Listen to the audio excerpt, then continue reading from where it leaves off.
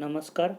I am Professor P.B. Gole, MEPS KTHM College Nasik, Department of Commerce, SYBCom, Semester 4, Corporate Accounting 2nd, Absorption of Company, Problem number 2.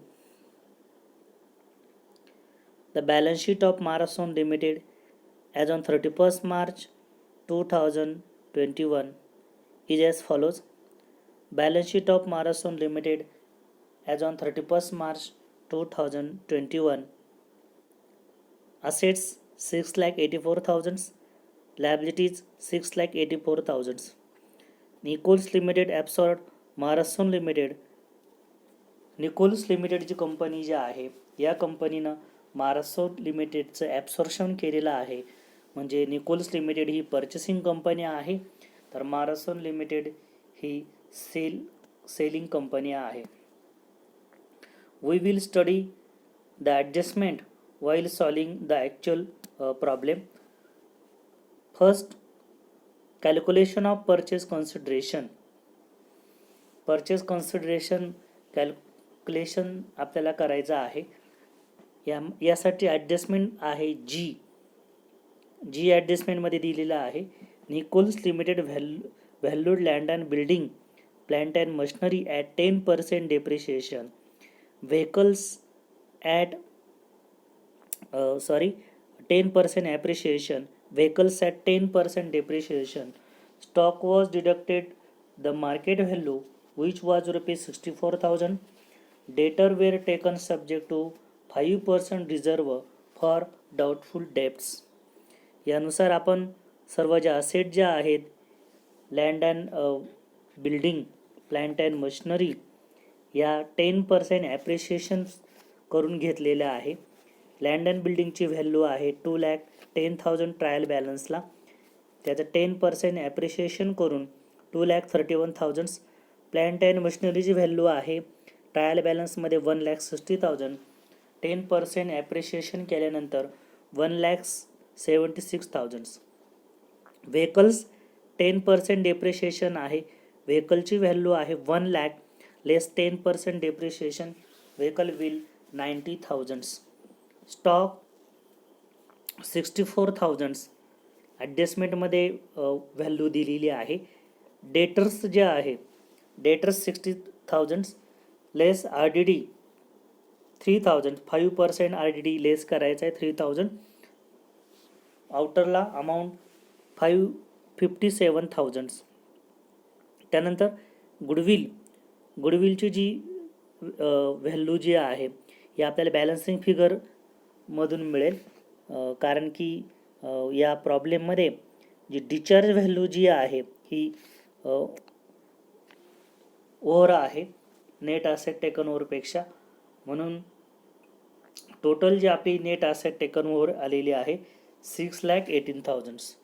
त्यानंतर discharge of PC adjustment जी B आहे, यामध्ये PC कशा पद्धतीने discharge करायचा हे दिलेलं आहे. The purchase consideration was fix at 5 equity shares of ₹100 each at ₹140 per share for every 7 equity share of Marathon limited and 706% preference shares of ₹100 each. Equity शेअरच्या माध्यमातून PC डिस्चार्ज केलेला आहे. 5 shares of ₹100 each at ₹140 per share of ₹7 share. मारासोन limited, या ठिकाणी मारासोन limited जे आहे, या मारासोन लिमिटेडने जे काही शेअर्स आहे, या शेअर्सचं डिस्चार्ज कशा प्रकारे करायचं हे दिलेलं आहे. 7 शेअरच्या बदल्यामध्ये 5 शेअर्स निक्लेम लिमिटेडने मारासोन लिमिटेडला दिलेले आहे. म्हणून that is 6,000 divided by 7 into 100 is equal to 4,285. 5 divided by 7 shares, 4,285 full shares at ₹140 each. Amount 59,000 5,99,900. Fraction of share in cash at market price 5 divided by 7 into 140 is equal to 100. Fraction of shares means a fraction share is a portion of an equity stock that is less than one full share. Fractional shares often result from stock splits which don't always result is an even number of shares. Merger of acquisition create fractional shares as companies combine new common stock using a predetermined ratio. Fraction price घेतली त्यानंतर 706% preference share of ₹100 each, amount 770,000. Total discharge of PC 7,70,000. 7,70,000 minus net asset 6,18,000. त्यामुळे या ठिकाणी जी goodwill जी आहे या गुडविलची आपल्याला जी काही price आहे ही गुडविलची प्राईज बॅलन्सिंग फिगर म्हणून 52,000 आलेली आहे. डिस्चार्ज ऑफ PC झाल्यानंतर मूळ प्रॉब्लेम का आपल्याला जायचं आहे. प्रॉब्लेम सोडत असताना स्टेप जर वापरल्या तर प्रॉब्लेम हा सहजपणे सॉल्व्ह होत असतो. In the books of Maharashtra limited realisation account आपल्याला प्रिपेअर करायचं आहे. ज्या असेट ज्या आहेत टेकन ओव्हर केलेल्या ज्या ट्रायल बॅलन्सच्या ज्या असेट्स आहे या असेट रिअलायझेशन अकाउंटच्या डेबिट बाजूला ट्रान्सफर करणं, लायबिलिटी क्रेडिट बाजूला ट्रान्सफर करणं ही पहिली स्टेप आहे. To sundry asset land and building 2,10,000, plant and machinery 1,60,000, vehicles 1,00,000, stocks 80,000, debtor 60,000.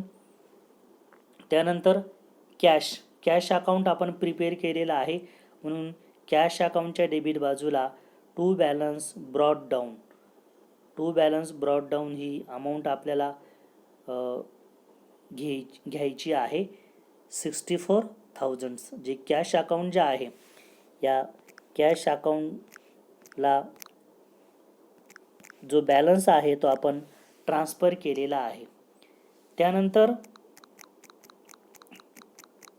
ज्या लायबिलिटीज ज्या आहेत या लायबिलिटीज आपल्याला ट्रान्सफर करायच्या असतात, परंतु एक असेट्स अजून शिल्लक आहे अंडर रायटिंग कमिशन. जे अंडर रायटर्स असतात त्यांना कमिशन दिलेलं असतं आणि इक्विटी शेअरहोल्डर हे कंपनीचे ओनर असल्यामुळे इक्विटी शेअरहोल्डर अकाउंटच्या डेबिट बाजूला ती रक्कम ट्रान्सफर होईल. To underwriting commission 10,000.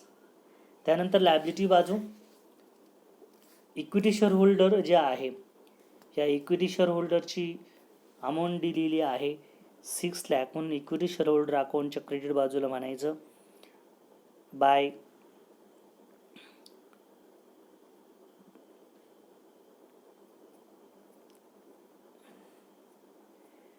Equity shareholder अकाउंट्सच्या क्रेडिटला बाय शेअर कॅपिटल 6 लाख.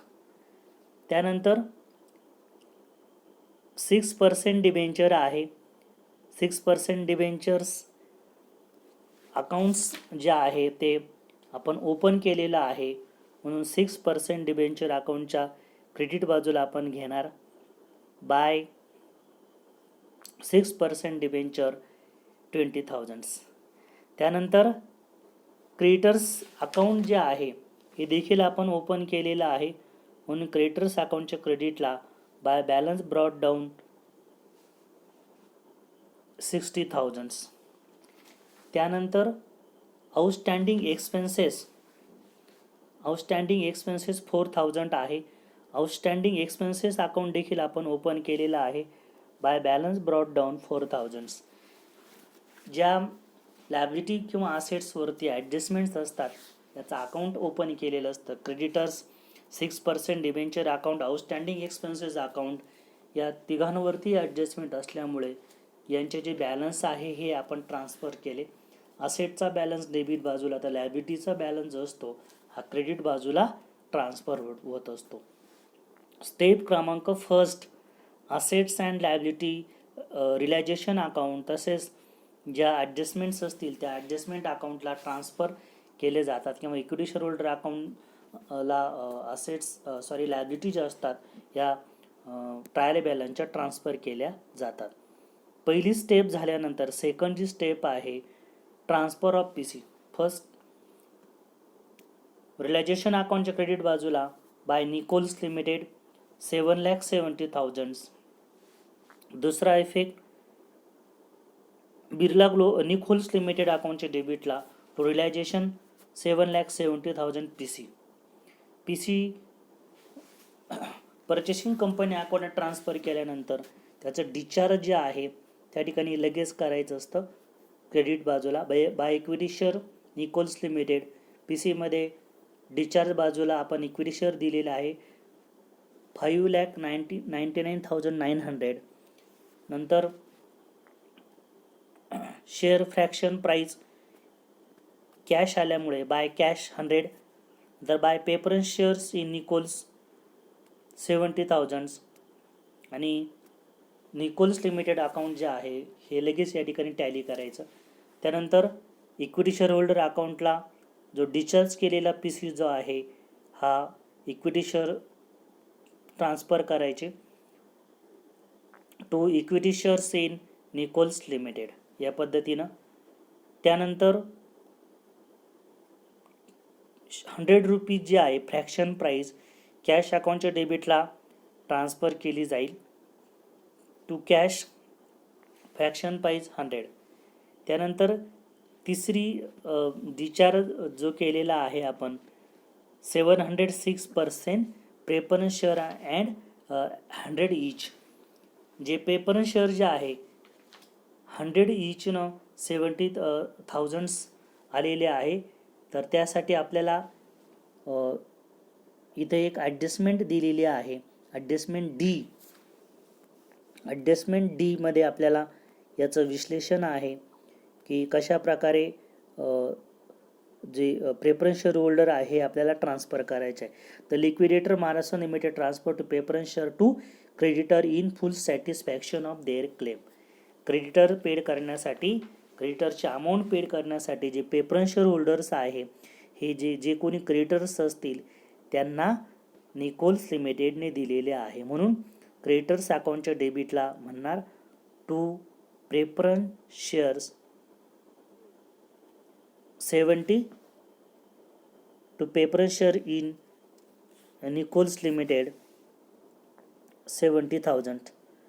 अशा पद्धतीनं जे काही प्रेफरन्स शेअर्स आहे त्याची व्हॅल्यू या ठिकाणी आपल्याला दिलेली दिसून येते. यामध्ये जे काही प्रेफरन्स शेअर होल्डर जे असतील त्यांनी ही जी व्हॅल्यू जी आहे ही 70,000 आपल्याला जे क्रेडिटर्स अकाउंट आहे त्याच्या डेबिट बाजूला आपण घेतलेली आहे. त्यानंतर हे जे अकाउंट जे आहे हे आपण इथं टॅली केलं तरी काही प्रॉब्लेम नाही.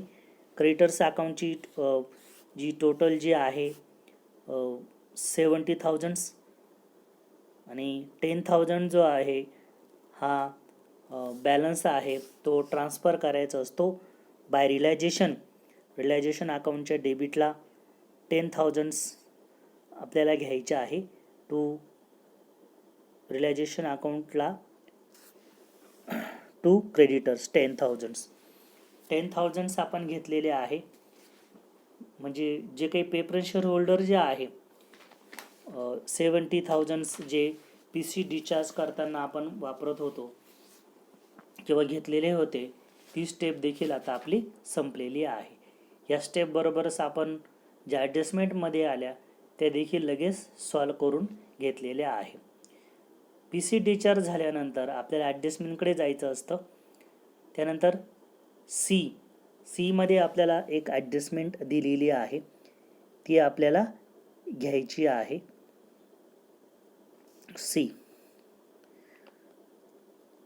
मध्ये म्हटलेलं आहे realisation expenses amounted ₹12,000 and were paid in by Marathon limited. म्हणून रिलायझेशन जे अकाउंट आहे, रिलायझेशन अकाउंटच्या डेबिटला आपल्याला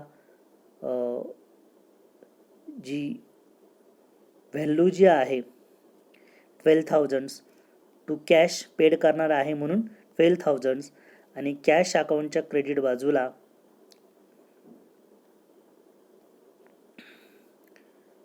bye realisation 12,000.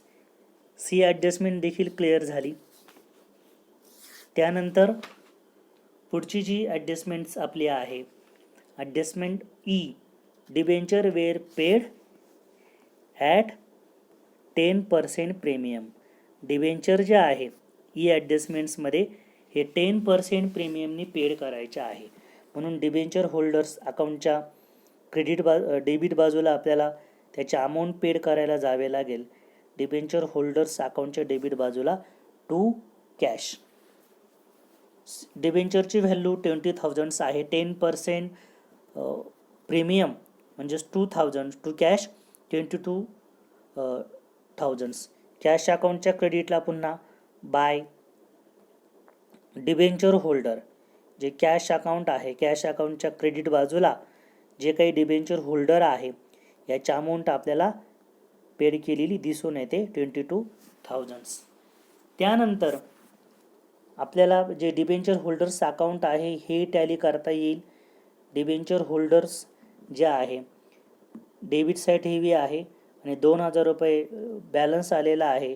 Bye realisation account तो पेड करायचा असतो.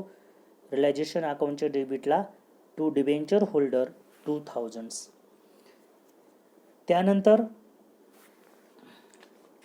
पुढची जी ॲडजस्टमेंट आहे एफ ॲडजस्टमेंट्समध्ये आपल्याला outstanding expenses were paid in full and in addition Marathon limited to pay 4,200 as a compensation to the worker.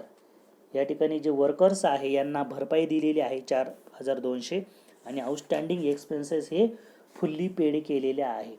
म्हणून आउटस्टँडिंग एक्सपेन्सेस जे आहे त्या फुल्ली पेड केलेला आहे, म्हणजेच त्यांना कॅश दिलेली आहे. म्हणून आउटस्टँडिंग एक्सपेन्सेस अकाउंटच्या डेबिटला टू कॅश 4,000 आणि हे अकाउंट जे आहे या ठिकाणी टॅली होईल.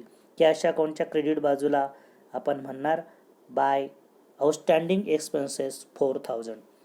त्यानंतर वर्करला भरपाई दिलेली आहे म्हणजे खर्च केलेला आहे, म्हणून रिलायझेशन अकाउंटच्या डेबिट बाजूला आपल्याला ते घ्यावं लागेल.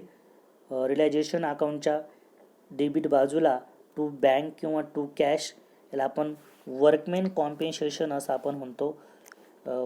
इन ब्रॅकेट्समध्ये आपण ते घेणार आहोत म्हणजे आपल्याला अडचण येणार नाही, कारण की आपल्याला आकलन होण्यासाठी ते गरजेचं आहे. Workmen compensation.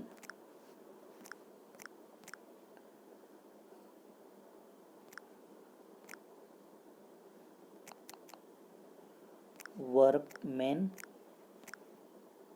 कॉम्पेन्सेशन कर्मचाऱ्यांना भरपाई दिलेली आहे, ती भरपाई आपल्याला या ठिकाणी दाखवायची आहे.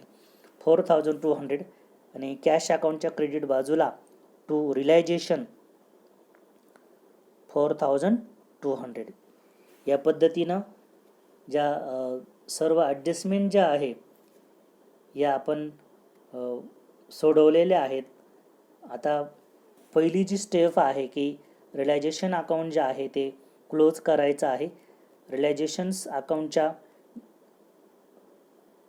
जी क्रेडिट साईड ही आहे ती हेवी आहे. 7,70,000 to equity share holder. Profit आलेला आहे 31,800. तो ट्रान्सफर करायचा आहे. इथं प्रॉफिट आलेला आहे 31,800. तो ट्रान्सफर करायचा आहे इक्विटी शेअर होल्डर जे आहे ह्या इक्विटी शेअर होल्डर अकाउंटच्या क्रेडिट बाजूला. Profit on realisation equity share holder जे आहे याला आपण तो ट्रान्सफर करणार आहोत. बाय रिलायझेशन प्रॉफिट जो आहे तो 31,800.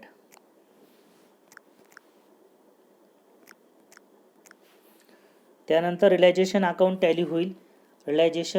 Equity share holder account tally होईल. याची क्रेडिट साईड ही आहे 7,31,800 आणि जी बॅलन्सिंग फिगर जी आहे ती आपल्याला या ठिकाणी कॅश अकाउंटात ट्रान्सफर करावी लागेल. त्याला आपण BF असं जरी म्हटलं तरी काही प्रॉब्लेम नाही. बॅलन्सिंग फिगर कॅश अकाउंटच्या क्रेडिट बाजूला आपल्याला ट्रान्सफर करायचं आहे बाय इक्विटी शेअर होल्डर 21,900 आणि कॅश अकाउंट या ठिकाणी 64,100नी टॅली होईल. त्यानंतर opening entries in the books of Nichols limited.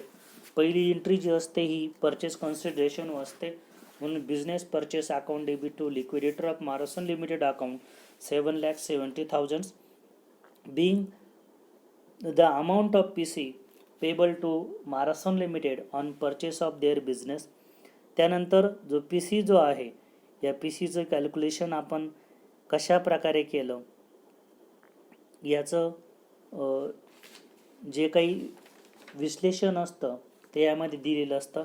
म्हणून land and building account debit 2,31,000, plant and machinery 1,76,000, vehicles limited 90,000, debtors account 60,000, goodwill 52,000, stock 64,000. To business purchase account 7,70,000 to IDD 3,000.